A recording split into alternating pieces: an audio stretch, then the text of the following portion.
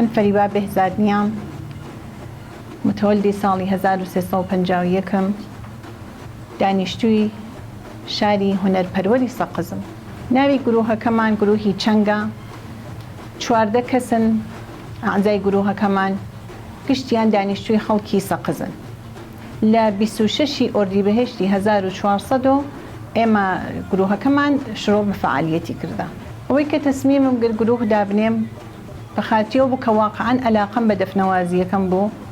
وەختێک کە زانیم زۆر حەزی پێ ئەەکەم، پێم خۆش بوو گرۆهێک دابنێم کە لەگەڵ ئەفرادی گرۆهەکەیشمان بتوانم فعالیەتێکی زیاترم بێ بۆ دەفنەوازیەکەم، زیاتر فعالیەت بکەم.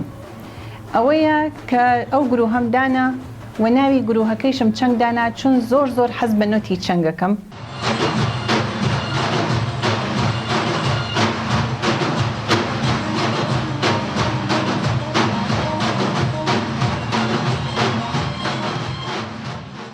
بەرنامەم بۆ گرۆهەکەم، بۆ ئایندەی گرۆهەکەمەوەیە کە غەیرەزەوە کە لە ناو شاری خۆمە، لە ناو ئوستانی خۆمە، لە ناو کشوەری خۆمە، حتا لە دەرەوەی وڵاتی کشوەری خۆم بتوانم واقعاً فعالیەتم بوێت کە ئیشەڵڵا بەوەیش بتوانین بگەین.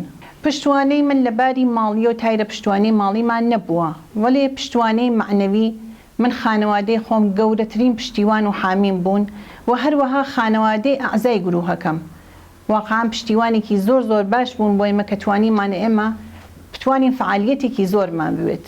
بە خاتریەوە کە ئەم نەخۆشینی کۆرۆنا هەیە، ئێمە نەمانتوانیە واقعاً نە لە جەشنوارەیەکانە لە فستیڤالێکا بتوانین شرکەتمان بوێت، کە ئومیدوارم لە ئایندەیەکی زۆر نزیکە ئەم نەخۆشینە کە تەواو بۆ بتوانین ئێمەش بەشداریمان بێ لەو کارانەمان.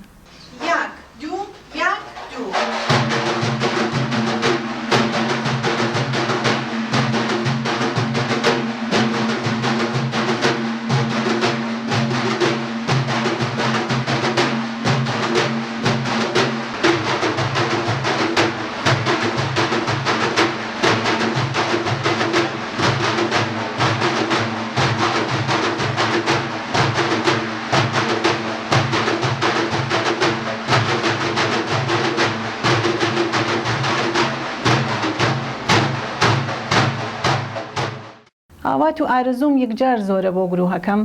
حەزەکەم گرۆهێکی فەوق العادە قەویم بوێت، گرۆهێکی زۆر مۆفەق و ناودارم بوێت. وەستانی و تەلاشی خۆشمانی بۆکەم لەگەڵ ئەعزای گرۆهمە کە ئیشەڵڵا بتوانین لە ئایندەیەکی زۆر نزیکە بەو ئومید و ئارزوانم بگەم.